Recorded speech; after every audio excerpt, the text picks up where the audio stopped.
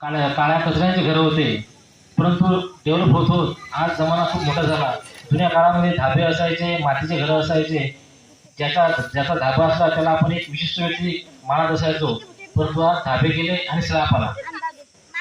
तो एक मनात इच्छा असते माणसाची, छोटं का होईना, पण या ठिकाणी आमचे धर्मोपासक रामेश्वर राजपूत हे वस्तू या ठिकाणी यांनी निर्माण केली.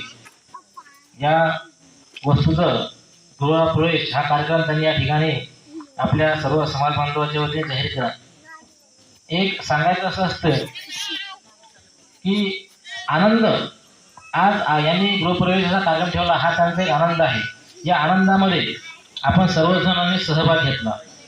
जर एक चांगली गोष्ट करत असतो आणि आनंद जर भोगायला कोण नसलं तर त्या कार्याला काही अर्थ राहत नाही. त्यांच्या आनंदामध्ये सहभाग घेतला म्हणून मी आपल्या सर्वांचं, आमचे बंधू रामेश्वर राजभोज परिवार यांच्यातर्फे आपलं सर्वांचं स्वागत व्यक्त करतो.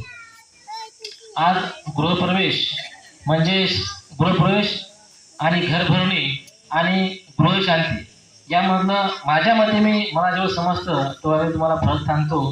गृहप्रवेश म्हणजे आपण जी वास्तू निर्माण करतो त्या वास्तूमध्ये प्रवेश करतो ती असतो गृहप्रवेश.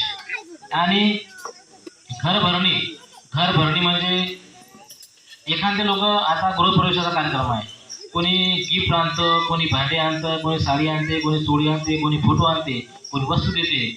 हा जो या कार्यक्रमानिमित्त एक सन्मान म्हणून आपण त्या व्यक्तीचा करत असतो.